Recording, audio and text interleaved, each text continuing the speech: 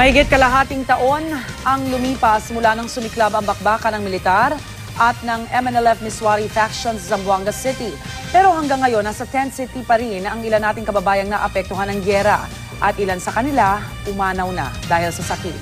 Narito ang exclusive report. Setyembre ng nakaraang taon, sumiklab ang bakbakan sa Zamboanga City, isang paksyon ng Moro National Liberation Front o MNLF laban sa mga tropa ng gobyerno. Sa loob ng halos isang buwan, putok ng mga baril ang umalingaw-ngaw sa lungsod. At nang humupa, tumambad ang bakas ng karahasan, mga bahay na nawasak, mga buhay na nasira.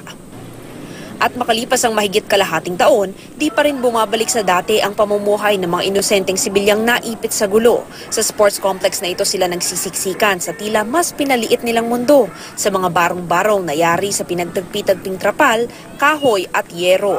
Kapag kapag lumalakas ang ulan, pumapasok yung tubig dito sa loob ng tent namin.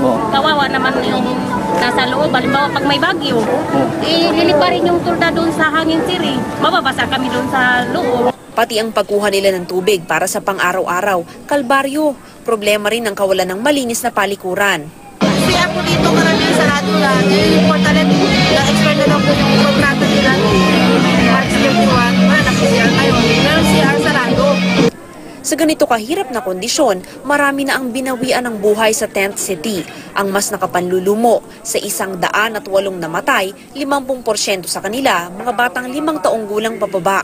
Ayon sa City Health Office, karamihan sa kanila namatay dahil sa komplikasyong dulot ng pneumonia at gastroenteritis. Noong nakaraang buwan, binawian ng buhay ang 12 taong gulang na anak na lalaki ni Mang Nardo dahil sa tuberculosis o TB. Panawagan ng City Health Office sa lokal na pamahalaan, ilipat na sa permanenteng tirahan sa lalong madaling panahon ang mga evacuee.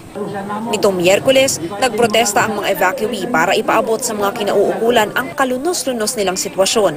Desperate na sila. Maraming nare-rape, maraming prostitution, maraming killing, at saka yung pag-trafficking natin hindi na sa barangay. Sa grandstand na. 7 buwan nang tapos ang gyera sa Zamboanga City, pero ang bawat araw na binibilang ng mga evacuee ay tila gyera pa rin maituturing para ipaglaban ng karapatang mabuhay ng marangal. Para sa unang balita, Mav Gonzalez reporting.